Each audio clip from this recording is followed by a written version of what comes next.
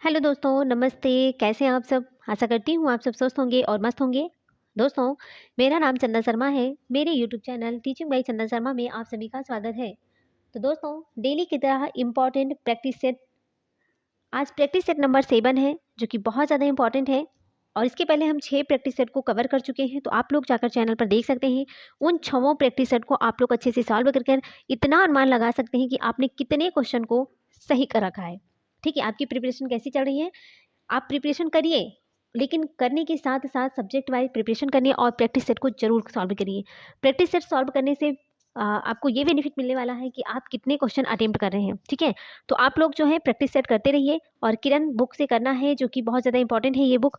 और यहाँ से क्वेश्चन टू द पॉइंट वहाँ पर देखने को मिलता है, टू द पॉइंट वहाँ पर देखने को मिलता है। इसलिए हम बार बार आपको सजेस्ट करते हैं कि प्लीज़ इस प्रैक्टिस सेट को देखना बिल्कुल भी मत भूलिए। ठीक है, तो चलिए दोस्तों, हम चलते हैं अपने क्वेश्चन की तरफ। मेरा पहला क्वेश्चन है, आप देख सकते हैं, मेरा पहला क्वेश्चन है, बकरी का दूध गाय की दूध की अपेक्षा सुपाच्य होता है। जो बकरी का दूध होता है ना, वो गाय की दूध की अपेक्षा कैसा होता है? सुपाच्य होता है, क्योंकि गाय के दूध में प्रोटीन अधिक होता है। बकरी के दूध में मिलने वाली वसा की संरचना सरल होती है। बकरी का दूध अधिक पौष्टिक होती है, पौष्टिक है ना, यहाँ पर पौष्टिक होगा, पॉजिटिव नहीं होगा। एंड उपयुक्त में से एक से अधिक है या फिर कोई नहीं है, आपको बताना है कि बकरी का दूध गाय के दूध की अपेक्षा सुपाच्य होता है, क्योंकि इसका राइट आंसर क्या हो जाएगा? क्योंकि बकरी के दूध में मिलने वाली वसा की संरचना सरल होती है। बकरी का दूध गाय के दूध को अपेक्षा जो होती है सुपाच्य होती है। बकरी के दूध जनित वसा की संरचना सरल होती है, फलतः आसानी से पच भी जाता है। बकरी का दूध अपेक्षाकृत पतला भी होता है। बकरी का दूध औषधि के तौर पर प्रयुक्त होता है। अभी आपने देखा होगा ना, किसी को डेंगू हो गया होगा, तो लोग कहते हैं ना, कि लोग ही नहीं कहते, जिस व्यक्ति को डेंगू हो गया है उनको सबसे पहले हमें बकरी का दूध और पपीता की पाती को ना पीस कर पिलाना चाहिए। इससे बहुत जल्दी प्लेटलेट्स कवर होता है। चलिए नेक्स्ट क्वेश्चन पे बात करते हैं दोस्तों, कि जीभ के किसी भी हिस्से पर खाने की कोई भी वस्तु रखने पर स्वाद तुरंत पता चल जाता है। बकरी के किसी भी हिस्से पर खाने की कोई भी वस्तु रखने पर स्वाद तुरंत पता चल जाता है, क्योंकि भोजन का पाचन कार्य मुख से शुरू होता है। जीभ पर स्वाद कलिकाएं होती हैं। जीभ जो होता है मुख गुहिका के अधर तल से जुड़ी होती हैं। एक से अधिक है, फिर कोई नहीं है। इसका राइट आंसर है दोस्तों, जीभ पर स्वादि कलिकाएं होती हैं। आपने देखा होगा ना, ये जो जीभ है ऐसी जीभ होती है ना, तो उसमें छोटी छोटी छोटी छोटी ऐसे होती है ना, वो होती है स्वाद कलिकाएं। उसी से पता चलता है ना कि भोजन कैसा है, मीठा है, कड़वा है, तीखा है, नमकीन है, खट्टा है, इसी जीभ से ही पता चलता है। चलिए आगे देखते हैं। नेक्स्ट क्वेश्चन है दोस्तों, अंडे साधारण पानी में डूब जाते हैं परंतु नमकीन पानी में तैरते रहते हैं, इसका कारण क्या है? नमक पानी का घनत्व साधारण पानी के घनत्व से अधिक है। साधारण पानी का घनत्व नमकीन पानी के घनत्व से अधिक है। चलिए आगे ऑप्शन देख लेते हैं। अंडे का घनत्व नमकीन पानी से अधिक हो जाता है, या फिर एक से अधिक है, कोई नहीं है। तो यहाँ पर क्वेश्चन आपको देखना है, इसका क्वेश्चन क्या होगा कि साधारण पानी, अंडे जो होते हैं साधारण पानी में डूब जाते हैं। जो अंडा होता है वो साधारण पानी में डूब जाता है परंतु नमकीन पानी में तैरता रहता है, इसका कारण क्या है? इसका कारण यही है दोस्तों कि नमकीन पानी का जो घनत्व होता है वो साधारण पानी के घनत्व से अधिक होता है। नमकीन पानी का घनत्व साधारण पानी के घनत्व से अधिक होता है। A is the right answer. Next question है कि ठंड लगकर कपकपी से के साथ में बुखार हो तो क्या समझना चाहिए? जिससे ठंड लगती है ना, ठंड लग करके अगर कपकपी के साथ बुखार हो तो क्या समझना चाहिए कि संक्रामक रोग फैलने की आशंका है, सर्दी के मौसम की वर्षा, पहली वर्षा हुई है, या खून में मलेरिया के जीवाणु है, एक से अधिक है या फिर कोई नहीं है। आपको बताना है कि ठंड लगकर कपकपी के साथ बुखार हो तो क्या समझना चाहिए? तो यही समझना चाहिए ना कि खून में मलेरिया के जीवाणु हैं, खून में मलेरिया के जीवाणु हैं। अच्छा, मलेरिया रोग के जो प्रोटोजोआ होते हैं उसका नाम क्या है? प्लाज्मोडियम। ये जो परजीवी होते हैं ना, प्लाज्मोडियम है, बहुत इंपॉर्टेंट है, ये क्वेश्चन बहुत ज़्यादा पूछते हैं। चलिए नेक्स्ट क्वेश्चन है दोस्तों, यदि शुक्र शांत तारे के रूप में दिखाई दे रहा है, शुक्र तारे को हम सांझ का तारा, भौर का तारा के नाम से जानते हैं ना, चमकीला तारा भी कहते हैं। जो शुक्र का तारा होता है, हमारा जो शुक्र तारा है शांत तारे के रूप में दिखाई दे रहा है, तो आप उसे आकाश के किस भाग में पाएंगे? जो शुक्र वाला तारा होता है ना, वो आकाश की किस साइड में होता है? उत्तर होता है, दक्षिण है, या पश्चिम है, एक से अधिक है या फिर कोई नहीं है। तो यदि शुक्र शांत तारे के रूप में दिखाई दे रहा है तो आप उसे आकाश के किस भाग में पाएंगे? इसका राइट आंसर हो जाएगा दोस्तों, पश्चिम दिशा में। आप देखेंगे ना, आज आप देखेंगे, नोटिस करना, नोटिस ही कर सकते हो कि अगर आपने देखे होंगे ना, तो पश्चिम साइड में एक चमकीला सा तारा दिखाई देता है ना, वही है शुक्र तारा, पश्चिम की दिशा में। ठीक है, आज आप लोग देख लीजिएगा। चलिए आगे देखते हैं। नेक्स्ट क्वेश्चन है, पर्वतारोहण करते समय पर्वतारोही अपने साथ ऑक्सीजन का सिलेंडर क्यों ले जाते हैं? पर्वतारोहण जो होते हैं वो अगर जो पर्वतारोहण करते समय पर्वतारोही जो होते हैं वो अपने साथ ऑक्सीजन का सिलेंडर क्यों ले जाते हैं? ऊंचाई के साथ ऑक्सीजन की मात्रा कम होती जाती है, या फिर शुद्ध हवा में सांस लेने के उद्देश्य से, क्योंकि पहाड़ों पर अशुद्धि वायु अधिक होती है। देखिए इन्हीं दोनों में एक ऑप्शन सही है आपको, इसलिए हम आगे वाला ऑप्शन नहीं पढ़ेंगे, इसी में से आपको पढ़ना है। तो पर्वतारोहण करते समय जो पर्वतारोही होते हैं ना वो अपने साथ ऑक्सीजन का सिलेंडर क्यों ले जाते हैं? क्योंकि ऊंचाई के साथ ऑक्सीजन की मात्रा कम होती जाती है। ऊंचाई के साथ क्या होता है? ऑक्सीजन की मात्रा कम होती जाती है। ठीक है, समझ में आ रहा है दोस्तों? देखिए हम पूरा अपनी मेहनत करते हैं, आप लोगों को अच्छा कंटेंट देते हैं, और जिस क्वेश्चन में मुझे लगता है कि एक्सप्लेनेशन करना चाहिए हम उस क्वेश्चन में एक्सप्लेन भी कर देती हूँ। और आप लोग जो है कि ना सेशन को लाइक करते हो ना शेयर ही करते हो, और जो भी चैनल पर पहली बार विजिट कर रहे हैं वो सब्सक्राइब भी नहीं करते हैं, है ना? ऐसा नहीं करना चाहिए आपको। अगर अगला इंसान मेहनत कर रहा है तो उसे कुछ तो उसके लिए करना चाहिए ना, कम से कम लाइक शेयर और सब्सक्राइब करने में आपका पैसा तो लग नहीं रहा है, तो इसलिए लाइक शेयर सब्सक्राइब कर दीजिएगा, ठीक है? चलिए आगे देखते हैं। नेक्स्ट क्वेश्चन है, मेरा गांव गुजरात के भूकंप क्षेत्रों में गिना जाता है। मेरा जो गांव है वो गुजरात के भूकंप क्षेत्रों में गिना जाता है। हम अपने घरों को बहुत अच्छी प्रकार से सजाते हैं। अपने घर को सुरक्षित एवं सुंदर बनाने के लिए हम मिट्टी की मोटी दीवारें बनाकर उन पर शीशा लगाते हैं। सीमेंट एवं लोहे का प्रयोग कर छतों को मजबूत आधार देते हैं, या फिर भारी पत्थरों से हम बाहर की दीवार को बनाते हैं। एक से अधिक है फिर कोई नहीं है। तो इसका राइट आंसर हो जाएगा दोस्तों, मेरा गांव गुजरात के भूकंप क्षेत्रों में गिना जाता है। हम अपने घरों को बहुत अच्छी प्रकार से सजाते हैं। अपने घर को सुरक्षित एवं सुंदर भी बनाने के लिए हम क्या करते हैं? हम क्या करते हैं बताइए? हम करते यही हैं कि मिट्टी की मोटी दीवारें बनाकर उन पर शीशे लगाते हैं। ठीक है, देखिए गुजरात जो होता है, गुजरात भूकंप प्रवण राज्य है। कैसा है? गुजरात भूकंप प्रवण राज्य है। गुजरात में लातूर का भूकंप सर्वविदित है। ऐसे क्षेत्र में लोग भूकंपरोधी मोटी मोटी मृदा भित्ति नुमा दीवारें बनाते हैं और सुरक्षित सुंदर बनाने हेतु शीशे भी लगा देते हैं। नेक्स्ट क्वेश्चन है कि विजयनगर के राजा कृष्णदेव राय ने गोलकुंडा के युद्ध किस राजा के साथ लड़ा था? तो विजयनगर के राजा कृष्णदेव राय ने गोलकुंडा के युद्ध किस राजा के साथ लड़ा था? इसका राइट आंसर हो जाएगा कुली कुतुब शाह के साथ। किसके साथ? कुली कुतुब शाह के साथ। Okay, is the right answer, first है। नेक्स्ट क्वेश्चन है, सही कथन को चुनना है। यहाँ पर हमें सही कथन को चुनना है। कौन सा है सही कथन? कौन सा है? देखिए, आर्यभट्टियम एक गद्य ग्रंथ है। लीलावती नामक ग्रंथ ब्रह्मगुप्त कृत है। पंच सिद्धांतिका 7वीं सदी का ग्रंथ है, या फिर एक से अधिक है फिर कोई नहीं है। आपको सही कथन चुनना है। देखिए इसका राइट आंसर हो जाएगा आर्यभट्टियम एक गणितीय ग्रंथ है। आर्यभट्ट कृति एक गणितीय संरचना है जिसमें अंकगणित, ज्यामितीय, बीजगणित, त्रिकोणमिति के सिद्धांत दिए गए हैं। लीलावती की बात करें तो लीलावती भास्कराचार्य की रचना सिद्धांत शिरोमणि का एक भाग है। पंच सिद्धांत की बात करें तो वराह मिहिर कृति 6ठी सदी की रचना है। ठीक है, तो पंच सदी जो है 7वीं की नहीं होती है, 6ठी की है, और लीलावती जो है वो किसकी है? भास्कराचार्य। ओके, चलिए आगे देखते हैं। नेक्स्ट क्वेश्चन है, निम्नलिखित कथनों में से कौन सा कथन सही नहीं है? यहाँ पर पूछा गया है, सही नहीं पूछा गया। ठीक है, नहीं बताना है। महात्मा गांधी की आत्मकथा मूल रूप से गुजराती भाषा में लिखी गई थी। सैडलर आयोग शिक्षा से जुड़ा है। लाला लाजपत राय भारतीय राष्ट्रीय कांग्रेस के अध्यक्ष कभी भी नहीं चुने गए थे। एक से अधिक या फिर कोई नहीं। आपको बताना है कि कौन सा इसमें कथन गलत है। देखिए दोस्तों, महात्मा गांधी की आत्मकथा मूल रूप से गुजराती भाषा में लिखी गई थी। ऑप्शन सही है, पहला ऑप्शन सही है। सैडलर आयोग शिक्षा से जुड़ा है, ये भी सही है। लेकिन लाला लाजपत राय भारतीय राष्ट्रीय कांग्रेस के अध्यक्ष कभी भी नहीं रहे, ये गलत है। ठीक है, ये गलत है, तो हमें नहीं का नहीं ही रिप्लाई देना है।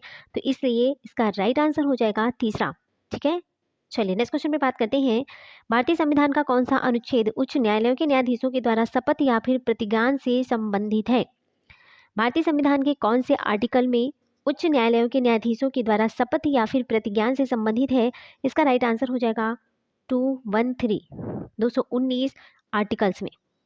ठीक है, नेक्स्ट क्वेश्चन है, बाल गंगाधर तिलक को किसने अशांति का जनक कहा था? ये तो बहुत ज्यादा इंपॉर्टेंट है क्वेश्चन दोस्तों, बहुत ऐसे फैक्ट पूछे, टू द पॉइंट ऐसे क्वेश्चन पूछ लेंगे, इसलिए इसको अच्छे से नोट डाउन कर लीजिए। अच्छे से प्लीज नोट डाउन कर लीजिए इसको। बाल गंगाधर तिलक को किसने अशांति का जनक कहा है? बताइए, किसने अशांति का जनक कहा है? कर्जन, विंसेंट स्मिथ, वैलेंटाइन सिरोल, एक से अधिक या फिर कोई नहीं। बाल गंगाधर तिलक को किसने अशांति का जनक कहा है? इसका राइट आंसर हो जाएगा वैलेंटाइन सिरोल ने। बाल गंगाधर तिलक को वैलेंटाइन सिरोल ने भारत में अशांति का जनक भी कहा है। इस कारण भारतीय सिरोल पर मानहानि का उस समय मुकदमा चलाने के उद्देश्य से तिलक इंग्लैंड गए थे, किंतु वे मुकदमा हार गए और बाद में इनके द्वारा 1893 में गणपति उत्सव एवं 1895 में शिवाजी उत्सव आरंभ भी किया गया था। इनका प्रसिद्ध उक्ति थी, स्वराज मेरा जन्मसिद्ध अधिकार है और मैं इसको लेकर रहूंगा। ये बाल गंगाधर तिलक का प्रसिद्ध उक्ति है। ठीक है, नेक्स्ट क्वेश्चन है 1937 में प्रांतों के मंत्रिमंडल के निर्माण के उपरांत कांग्रेस का शासन कितने महीने चला था? 1937 में प्रांतों में मंत्रिमंडल के निर्माण के उपरांत कांग्रेस का शासन कितने महीने चला था? इसका राइट आंसर हो जाएगा 25 महीने। कितने महीने? 25 महीने चला था। नेक्स्ट क्वेश्चन है कि जलियांवाला बाग हत्याकांड के विरोध में वायसराय की कार्यकारिणी परिषद से किसने इस्तीफा दिया था? जलियांवाला बाग हत्याकांड के विरोध में वायसराय की कार्यकारिणी परिषद से किसने इस्तीफा दिया था? इसका राइट आंसर हो जाएगा, इसका राइट आंसर क्या हो जाएगा? इसका राइट आंसर क्या है दोस्तों, आपको बताना है। इसका राइट आंसर हो जाएगा शंकरन नायर। किसने? शंकरन नायर। ठीक है, देखिए, अच्छा आपको बताना है जलियांवाला बाग हत्याकांड हुआ कब का था? जलियांवाला बाग हत्याकांड जो था, जलियांवाला बाग हत्याकांड की बात करते हैं तो 13 अप्रैल, कब? 13 अप्रैल 1919, 13 अप्रैल 1919 को 13 अप्रैल 1919 को जलियांवाला बाग हत्याकांड हुआ था और इसी के विरोध में भारतीय सदस्य शंकर नायर ने वायसराय की कार्यकारिणी परिषद से अपना इस्तीफा सरकार को सौंप दिया। रविंद्रनाथ टैगोर ने सर की उपाधि लौटा दी। साथ ही टैगोर ने कहा, समय आ गया है जब सम्मान के तमगे अपमान के बेतुके संदर्भ में हमारे कलंक को सुस्पष्ट कर देते हैं। और जहां तक मेरा प्रश्न यहाँ है, मैं सभी विशेष उपाधियों से रहित होकर अपने देशवासियों के साथ हर परिस्थिति में खड़ा होना चाहता हूँ। ठीक है, चलिए आगे देखते हैं। नेक्स्ट क्वेश्चन है, बंगाल दुर्भिक्ष का वर्ष जिसमें लाखों लोग दिवंगत हुए थे क्या है? बंगाल दुर्भिक्ष का वर्ष जिसमें लाखों लोग दिवंगत हुए थे क्या है? इसका राइट आंसर क्या हो जाएगा दोस्तों? इसका राइट आंसर है 1943 से 44। ठीक है, 1943 से 44। नेक्स्ट क्वेश्चन है, किसके सुझाव पर भारतीयों को साइमन कमीशन से बाहर रखा गया? लो जी, किसके सुझाव पर भारतीयों को साइमन कमीशन से बाहर रखा गया था? तो इसका राइट आंसर क्या हो जाएगा? इरविन। बहुत गंदा इंसान था इरविन। 1919 ईस्वी में भारत सरकार अधिनियम में यह तय किया गया था कि अगले 10 वर्ष के उपरांत एक ऐसा आयोग गठित किया जाएगा जो इस अधिनियम से हुई प्रगति की समीक्षा करेगा। भारतीय भी द्वैध शासन से ऊब चुके थे, वे इसमें परिवर्तन लाना चाहते थे। अब तत्कालीन ब्रिटिश प्रधानमंत्री ने समय से पूर्व ही सर जॉन साइमन के नेतृत्व में 7 सदस्यों वाले आयोग की स्थापना कर उसे भारत भेजा, जिसमें सभी सदस्य ब्रिटेन की संसद के ही सदस्य थे। लॉर्ड इरविन के कहने पर भारतीयों को साइमन कमीशन से बाहर रखा गया था। किसके कहने पर? लॉर्ड इरविन के। ओके, चलिए नेक्स्ट क्वेश्चन पे बात करते हैं दोस्तों। नेक्स्ट क्वेश्चन है मेरा, निम्नलिखित में से किसने बहरी ब्रिटिश सरकार को सुनाने हेतु केंद्रीय विधानसभा में 8 अप्रैल 1929 में बम फेंका था? बताइए, इसका राइट आंसर क्या हो जाएगा? निम्नलिखित में से किसने बहरी ब्रिटिश सरकार को सुनाने हेतु केंद्रीय विधानसभा में 8 अप्रैल 1929 को बम फेंका था? भगत सिंह है, सुखदेव है, राजगुरु है, बटुकेशर दत्त है। आगे देखते हैं, ऑप्शन है 1 3 है, 2 3 है, 1 4 है, 1 से अधिक है, कोई नहीं। इसका राइट आंसर क्या हो जाएगा दोस्तों? सब लोग जानते हैं ना, इसका राइट आंसर क्या हो जाएगा? इसका राइट आंसर हो जाएगा दोस्तों 2 और तीसरा। कौन है? 2 और 3। ठीक है, सॉरी 2 और 3 ही होगा, इसका राइट आंसर हो जाएगा ना 1 और 4 होगा। क्या होगा? 1 और 4। देखते हैं यहाँ पर, देखिए भगत सिंह है और बटुकेशर दत्त। भगत सिंह और बटुकेशर दत्त, इन्हीं दोनों ने 8 अप्रैल 1929 को बम फेंका था। चलिए आगे देखते हैं। नेक्स्ट क्वेश्चन है, प्राणियों में जनन अंग नर और मादा युग्मक उत्पन्न होते हैं जो संलयित होकर क्या बनाते हैं?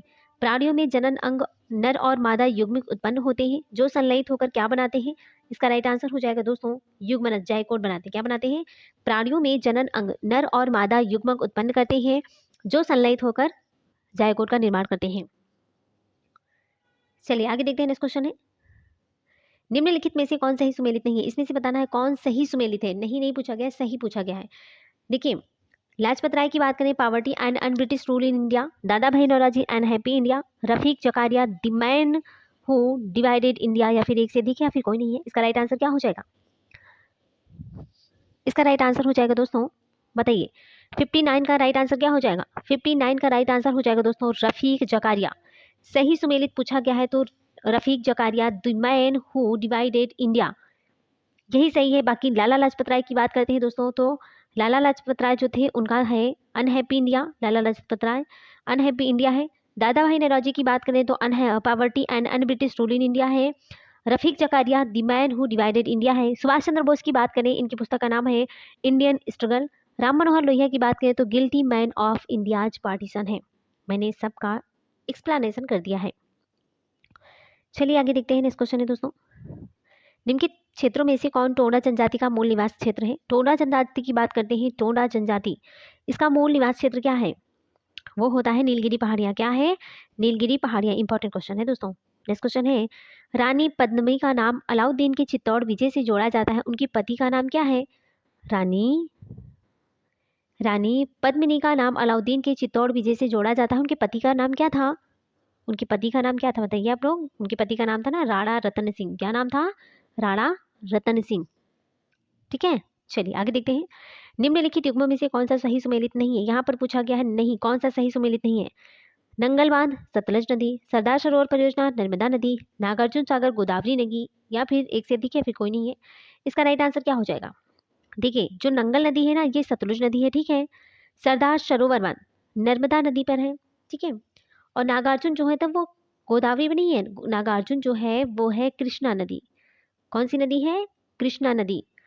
और हीराकुंड बांध महानदी पर है, हीराकुंड बांध महानदी पर है। चलिए आगे देखते हैं। नेक्स्ट क्वेश्चन है दोस्तों, सूची फर्स्ट को सूची सेकंड से सुमेलित करना है और सूचियों के नीचे दिए गए कोड का सही उपयोग करके सही उत्तर चुनना है। ये एक तरफ जनजाति है, दूसरी तरफ क्षेत्र है। आपको बताना है भोटिया जनजाति, भोटिया जनजाति, टोंडा जनजाति, सेंटलीज है, बीरहोर है। सारी जनजाति को बताइए कि किस क्षेत्र में है। भोटिया की बात करते हैं दोस्तों, भोटिया जो है ना वो है सिक्किम में। भोटिया कहाँ पर है? सिक्किम में, तो पहले का तीसरा है ना। और टोंडा की बात करते हैं तो टोंडा है तमिलनाडु में है, पहले का तीसरा, दूसरे का पहला। लो यहाँ से मिल गया ऑप्शन ना। और सेंटलीज कहाँ पर है? सेंटलीज है अंडमान निकोबार द्वीप समूह में है, बीरहोर झारखंड में है। तो 3 1 4 2, 3 1 4 2 राइट आंसर हो जाएगा, 3 1 4 2। चलिए आगे देखते हैं। नेक्स्ट क्वेश्चन है, निम्नलिखित में से कौन सही सुमेलित नहीं है? लो जी, फिर नहीं वाला क्वेश्चन। इतना ट्रेंड चल चुका है ना नहीं वाले क्वेश्चन की कि बात ही मत करो, इतना ज़्यादा ट्रेंड पूछा जा रहा है नहीं वाले क्वेश्चन का। चलिए बताइए आप, लिपुलेख दर्रा कहाँ पर है, नाथुला कहाँ पर है, रोहतांग कहाँ पर है? एक से अधिक आपको बताना है। तो देखिए इसमें से कौन सा सही सुमेलित नहीं है ये बताना है। देखिए लिपुलेख दर्रा जो है ना वो उत्तराखंड में है, सही है। नाथुला जो है वो सिक्किम में है। कहाँ पर है? सिक्किम में है। रोहतांग हिमाचल प्रदेश में है, ठीक है। नाथुला दोस्तों सिक्किम में है, तो इसका राइट आंसर हो जाएगा दूसरा, ठीक है। नाथुला कहाँ पर है? सिक्किम में है। चलिए आगे देखते हैं। आम्रवर्षा है, आम्रवर्षा क्या है? आम्रवर्षा है, क्या है आम्रवर्षा बताइए? आमों की बौछार है, आम का टपकना है, या फिर ग्रीष्म ऋतु में केरल तथा पश्चिमी तटीय क्षेत्रों में होने वाली वर्षा है। एक से अधिक है, कोई नहीं है। आम्रवर्षा किसको कहते हैं? आम्रवर्षा कहते हैं ग्रीष्म ऋतु में केरल तथा पश्चिमी तटीय क्षेत्रों में होने वाली वर्षा को आम्रवर्षा बोलते हैं। ऐसे ऑप्शन मत लगा दीजिएगा, आम्र के नाम सुनकर ना आमों की बौछार लगा दिया फिर आम का टपकना, ठीक है। कुछ बच्चे ऐसे भी होंगे जो ऐसे कर देंगे। चलिए नेक्स्ट क्वेश्चन पे बात करते हैं। आयोग तो सोचेगा ना कि बच्चे का माइंड में देखूं कि कैसे चेक करता हूँ कि कितना वो इंटेलिजेंट है। चलिए नेक्स्ट क्वेश्चन है, पूर्वी घाट एवं पश्चिमी घाट का मिलन स्थल क्या है? आपको बताना। देखिए दोस्तों ये इंपॉर्टेंट, बहुत रिपीटेड क्वेश्चन है, बहुत इंपॉर्टेंट है और रिपीटेड क्वेश्चन है। तो आपको बताना है कि पूर्वी घाट और पश्चिमी घाट का मिलन स्थल क्या है। आपको बताना है पूर्वी घाट और पश्चिमी घाट का जो मिलन स्थल है क्या है। मिलन स्थल की बात करते हैं ना तो वो है नीलगिरी। क्या है? नीलगिरी। नेक्स्ट क्वेश्चन है कि फरवरी 2022 तक प्राप्त जानकारी के अनुसार आधुनिक आवर्त सारणी में कितने तत्व हैं? बताइए फरवरी 2020 तक, सॉरी 22, फरवरी 2022 तक प्राप्त जानकारी के अनुसार आधुनिक आवर्त सारणी में कितने तत्व हैं? बताएं कितना है? 118 है। कितना है? 118 तत्व है वर्तमान टाइम में। नेक्स्ट क्वेश्चन है, निम्नलिखित में से कौन सा शीतोष्ण कटिबंधीय घास प्रदेश नहीं है? आपको बताना है शीतोष्ण कटिबंधीय घास प्रदेश कौन सा नहीं है। इसका राइट आंसर क्या हो जाएगा? इसका राइट आंसर है दोस्तों सवाना। कौन सा नहीं है? सवाना नहीं है। पंपाज है, वेल्ड है, लेकिन सवाना नहीं है। ओके, सवाना नहीं है। नेक्स्ट क्वेश्चन है, सोमेश्वर की पहाड़ी से निकलने वाली नदी का नाम बताइए। बहुत इंपॉर्टेंट क्वेश्चन है ये क्वेश्चन बहुत इंपॉर्टेंट है। सोमेश्वर की पहाड़ी से निकलने वाली नदी का नाम क्या है? इसका राइट आंसर हो जाएगा बूढ़ी गंडक। कौन सी नदी है? बूढ़ी गंडक, बूढ़ी दादी, है ना। चालिए आगे देखते हैं। निम्नलिखित देशांतरों में से कौन सी भारत की प्रमाणिक माध्याह्न रेखा कहलाती है? निम्नलिखित देशांतरों में से कौन सी भारत की प्रमाणिक माध्याह्न रेखा कहलाती है? इसका राइट आंसर क्या हो जाएगा? इसका राइट आंसर है 82 degree 23 minute east. Next question है, निम्नलिखित कथनों में से कौन सा सही नहीं है? यहाँ पर पूछा गया है कौन सा सही नहीं है। के.एम. मुंशी संविधान का प्रारूप बनाने वाली समिति के एक सदस्य थे। संविधान सभा द्वारा भारतीय संविधान स्वीकार किया गया। संविधान के अंतर्गत मूल अधिकारों का संरक्षक भारत का राष्ट्रपति है। एक से अधिक है, फिर कोई नहीं है। तो निम्नलिखित कथनों में से कौन सा कथन सही नहीं है? कौन सा कथन सही नहीं है? इसका राइट आंसर हो जाएगा दोस्तों, संविधान के अंतर्गत मूल अधिकारों के संरक्षक भारत का राष्ट्रपति। नेक्स्ट क्वेश्चन है कि निम्नलिखित में से कौन एक भारतीय संविधान के उद्देश्यों को प्रतिबंधित करता है? निम्नलिखित में से कौन एक भारतीय संविधान के उद्देश्यों को प्रतिबिंबित करता है? मौलिक अधिकार है, संविधान की प्रस्तावना है, राज्य के नीति निर्देशक तत्व है, या फिर एक से अधिक है, कोई नहीं है। आपको बताना है इसका राइट आंसर क्या हो जाएगा। इसका राइट आंसर है दोस्तों संविधान की प्रस्तावना। ठीक है। नेक्स्ट क्वेश्चन है, प्रत्यक्ष बंदीकरण अधिनियम के अंतर्गत एक व्यक्ति बिना मुकदमा चलाए बंदी बनाया जा सकता है। बिना मुकदमा चलाए बंदी बनाया जा सकता है। इसका राइट आंसर है 3 माह के लिए। कितने के लिए? 3 माह के लिए।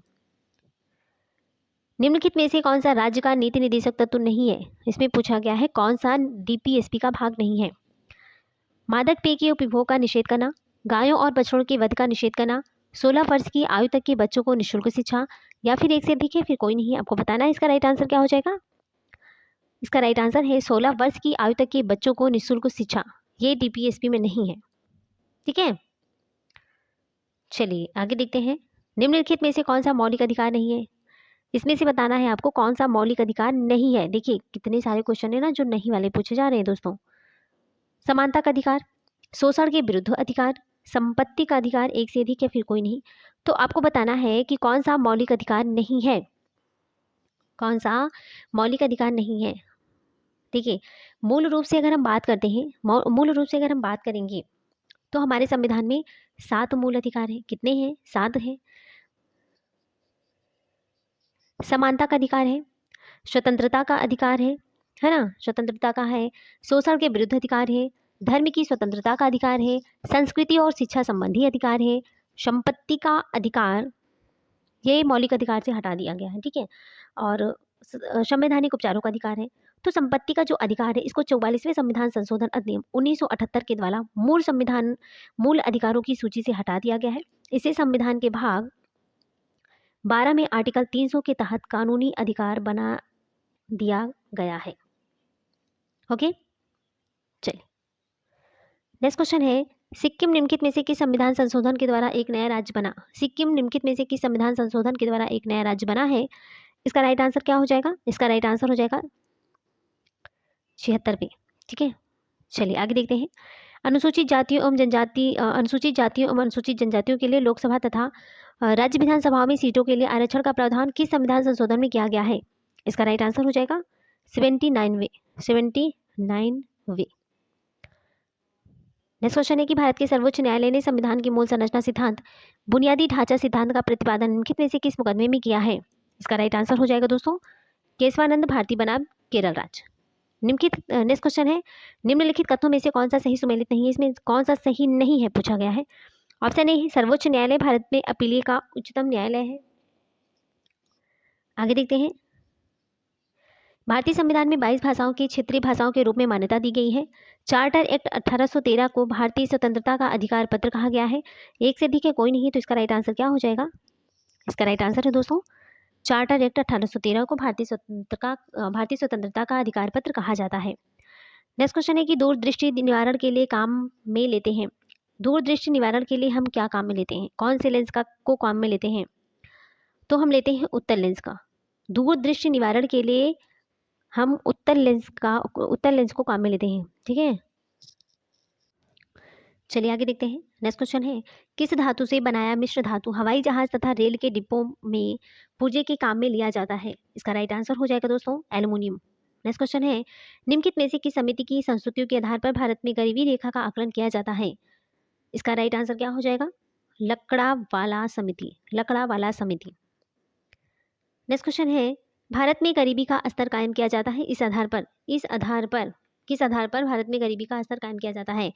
विभिन्न देशों में प्रति व्यक्ति आय से, औसत घरेलू आय से, घरेलू उपभोक्ता के व्यय द्वारा, एक से अधिक या फिर कोई नहीं। तो इसका राइट आंसर क्या हो जाएगा?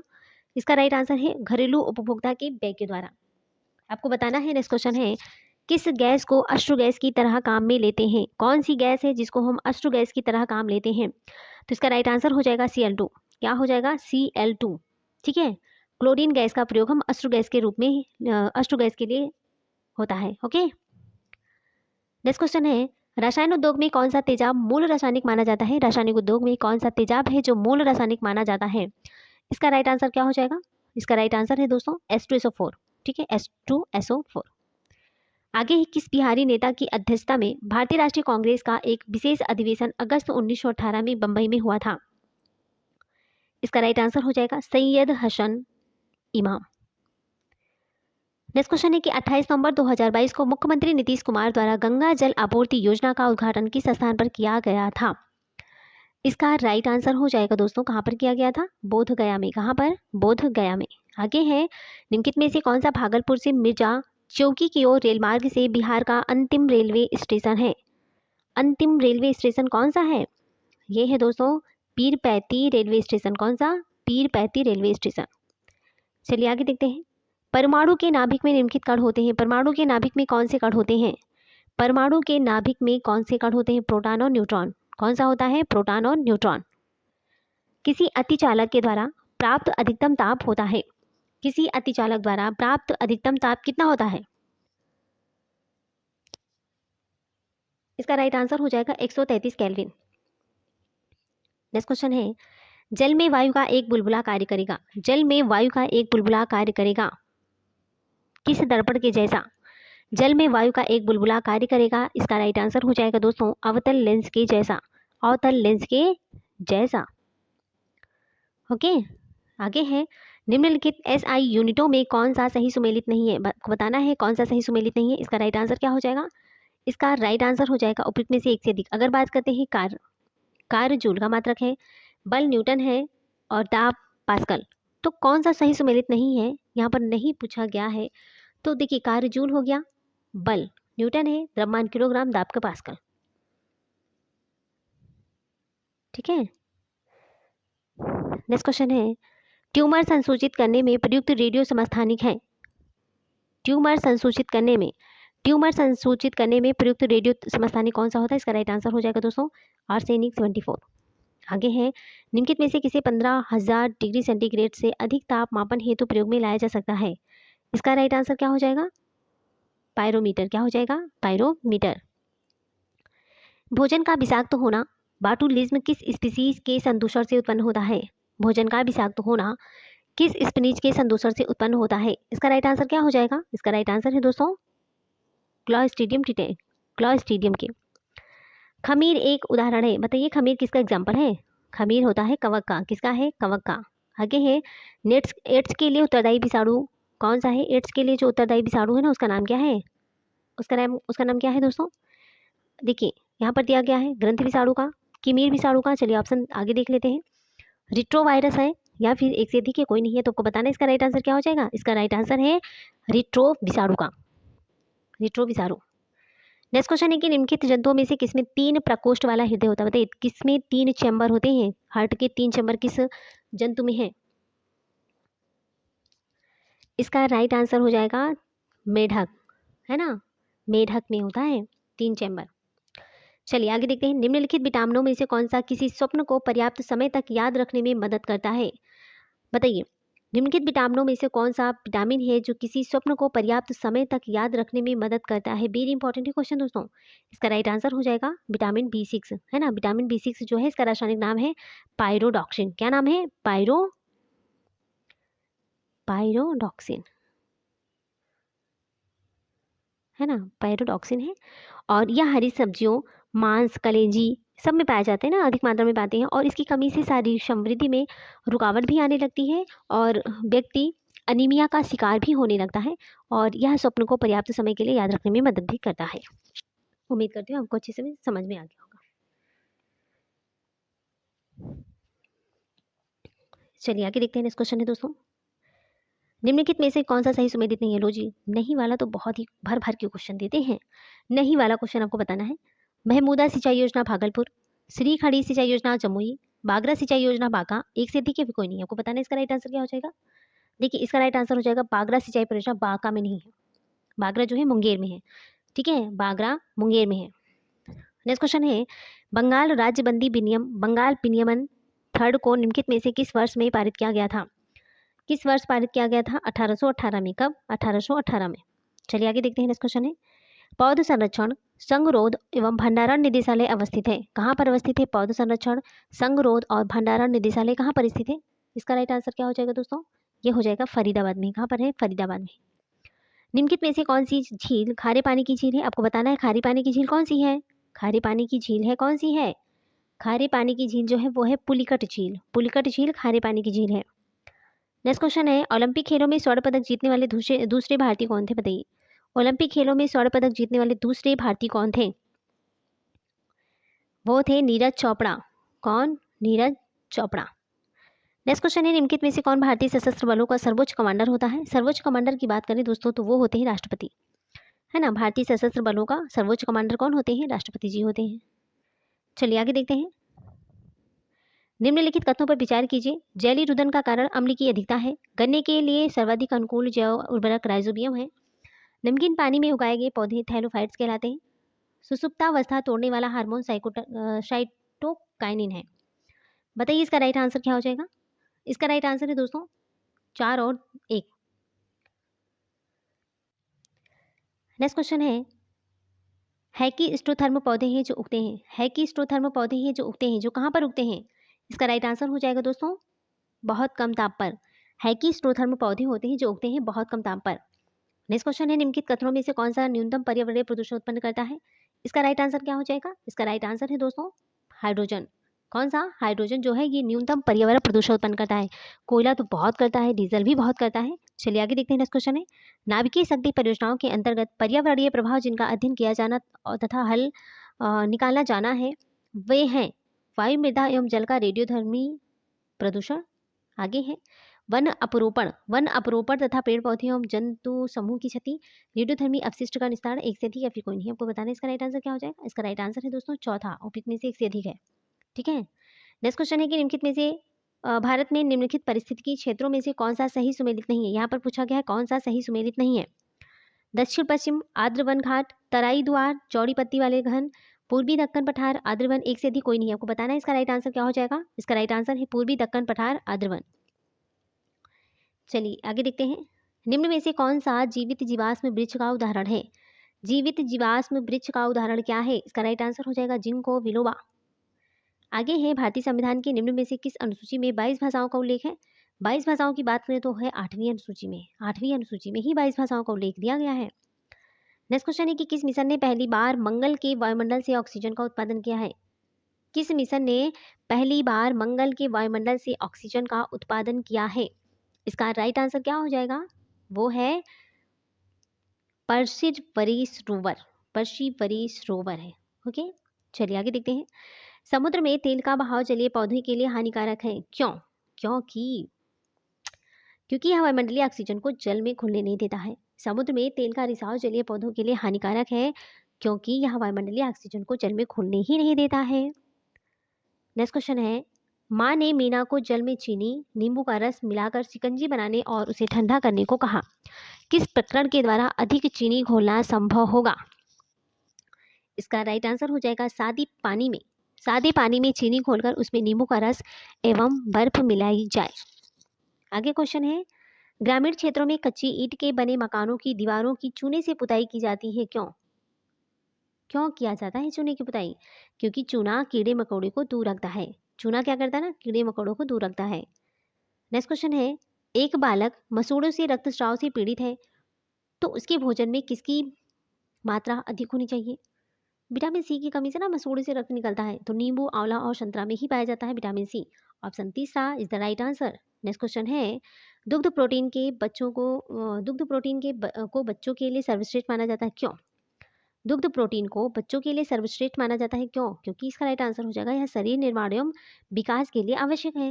नेक्स्ट क्वेश्चन है, जड़ों एवं पत्तियों में किस सामान्य संबंधों के आधार पर आप कह सकते हैं कि घास, चावल और गेहूं के पौधों में रेशेदार जड़ होती हैं? इसका राइट आंसर क्या हो जाएगा? चलिए ऑप्शन आगे देख लेते हैं। इसका राइट आंसर है दोस्तों, समांतर सिरा विन्यास वाली पत्तियों में रेशेदार जड़ होती हैं, है ना।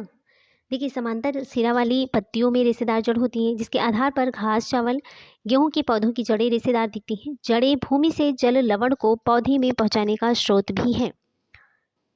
नेक्स्ट क्वेश्चन है कि लाल कछुए में भोजन पीसने का कार्य गिजर्ड करते हैं, क्यों? लाल कछुए में भोजन पीसने का कार्य गिजर्ड करते हैं क्योंकि लाल कछुए के दांत नहीं होते हैं। लाल कछुए अंडे की छिलके खाते हैं। वे एक दिन में अपने शरीर के भार के बराबर आहार खा लेते हैं। एक से अधिक होगा या फिर कोई नहीं है। तो देखिए, लाल कछुए के दांत ही नहीं होते हैं, इसलिए लाल कछुए में भोजन पीसने का कार्य गिजर्ड करता है, गीजर्ड करते हैं। ठीक है, चलिए आगे देखते हैं। तो दोस्तों, यहाँ पर हमारे क्वेश्चन समाप्त होते हैं। Thanks for watching. दिल से बनने के लिए हमने यहाँ पर 120 क्वेश्चन को डिस्कस किया, जहाँ से मैथ और रीजनिंग को छोड़कर दोस्तों, मैथ और रीजनिंग को छोड़कर हम यहाँ पर सारे क्वेश्चन को डिस्कस करते हैं, है ना। 40 क्वेश्चन को हमने छोड़ दिया है ना। और जो भी जीके जीएस के इंपॉर्टेंट क्वेश्चन है उसको हम डेली कवर करवा रहे हैं। बहुत इंपॉर्टेंट क्लास है, तो प्लीज़ आप लोग इसको मिस मत करो। बहुत इंपॉर्टेंट क्लास है, आप लोगों ने लास्ट तक सेशन पर बने रही, इसलिए बहुत ज़्यादा थैंक्स। ठीक है, चलिए आगे देखते हैं। दोस्तों, अगर आप हमारे चैनल पर पहली बार विजिट करें तो सबसे पहले चैनल को सब्सक्राइब करके बेल आइकन को प्रेस कर दो, जिससे नेक्स्ट नोटिफिकेशन आप तक जरूर पहुंचे। आपको ये सेशन कैसा लगा, इसको दिल से लाइक कर दीजिएगा और दिल से शेयर कर दीजिएगा। ठीक है, दिल से लाइक कर दिल से शेयर कर दो। जो भी सोशल मीडिया आप यूज करते हो वहाँ पर इस वीडियो को, इस सेशन को शेयर कर दीजिए, जिससे दूसरों को भी बेनिफिट मिल सके। और हाँ, कमेंट बॉक्स में प्यारा सा कमेंट कर जरूर बताइएगा कि आपको हमारी वीडियो क्लास कैसी लगी। ठीक है, आपको हमारा प्रैक्टिस सेट कैसा लगा। और चैनल पर जाकर देख सकते हैं ना, 6 प्रैक्टिस सेट ऑलरेडी हमने करवा चुके हैं। ठीक है, तो वहाँ पर जाकर उसको देख लीजिए। 7वें नंबर का आज था। सारे प्रैक्टिस सेट को आप लोग अच्छे से कर लीजिएगा। मैराथन क्लास भी हम आपके लिए ना बिहार जीके की मैराथन क्लास लेकर आऊँगी, लेकिन आप लोग अगर अपना सपोर्ट बनाया ना तो हम आपके लिए बहुत कुछ अच्छा करने वाले हैं। बाकी आप लोग बताइएगा कि कैसी लगी क्लास। तो चलिए दोस्तों, इसी के साथ हम मिलते हैं नेक्स्ट वीडियो में। तब तक के लिए bye bye, take care, see you.